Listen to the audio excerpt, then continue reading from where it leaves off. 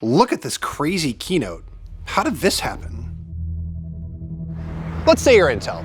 You make laptop chips and server chips, and they're good, but people don't really care about that stuff that much anymore. So what do? Well, you hold a giant keynote at the biggest electronics show of the year to tell a new story. But let's say a week or so before your giant crazy keynote, there's a huge, massive security flaw in every computer chip made in the past 20 years that could slow your stuff down by as much as 30%. Well, then what do? If you're Intel, you do this. Before we start, I want to take a moment to thank the industry for coming together for another purpose. To address the recent security research findings reported as Meltdown and Spectre. The best thing you can do to make sure your data remains safe is to apply any updates from your operating system vendor and system manufacturer as soon as they become available. Well, that was awkward, but it was necessary. Intel needs to be honest about Spectre and Meltdown, but it also wants to tell that other new story. And when you're at CES, the only way to tell a story is with a gigantic, crazy, light-up spectacle. Intel decided to let me go run around backstage at a rehearsal to see how that spectacle gets made. So we did that. All right, so it's a couple days before CES actually kicks off, and we're here at the Park Theater at the Monte Carlo in Las Vegas, going backstage to look at Intel's keynote. They're rehearsing right now. We're watching lots of crazy stuff happen with data lines flying from a piano to AR, VR guitar players, and we're expecting a lot more. So let's go see what happens backstage at a CES keynote.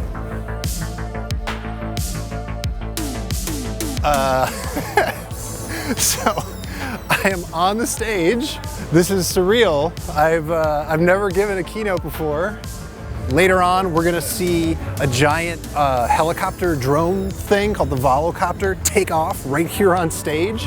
There's gonna be a car, a self-driving car that comes out. And man, I don't even know. Intel is really, really motivated to convince you that they should be part of your story of all the data in the universe. And they want to also remind you that, their chips are good, and even though they had to slow them down because of that security thing, they can do cool stuff. That is the CEO of Intel, Brian Krzanich. We were originally going to interview him about Intel's announcements right after this rehearsal, but then Meltdown happened, and he decided that he needed to cancel the interview.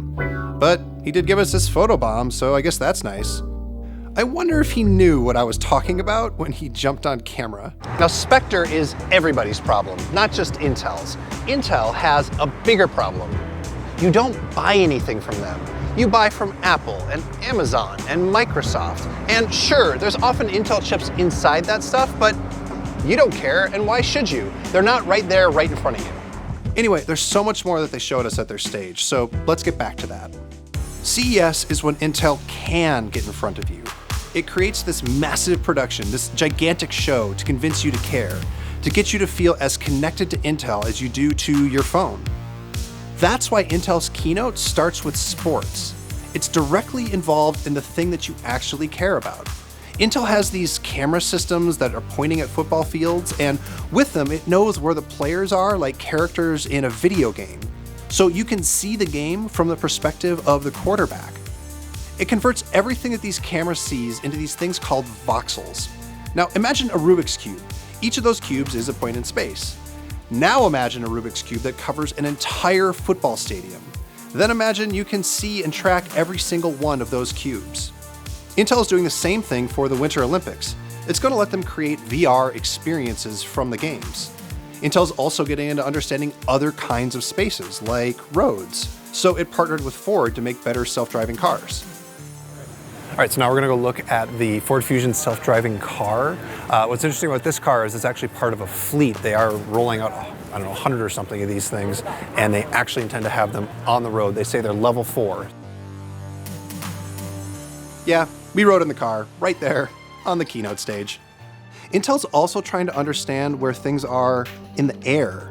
It's helping make the Volocopter possible, which is this gigantic helicopter drone thing that both companies hope will someday become a self-driving vehicle, like a Jetsons car.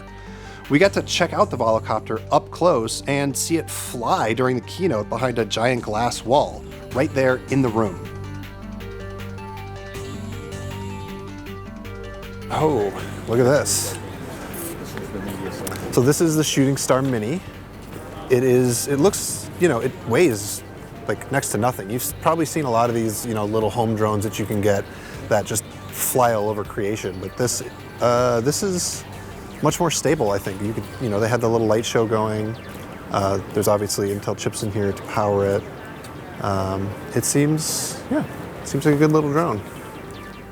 Intel has tiny new drones that can safely fly around indoors. Now, you can't go buy one, but you can go buy 100 and turn them into a choreographed dancing star field.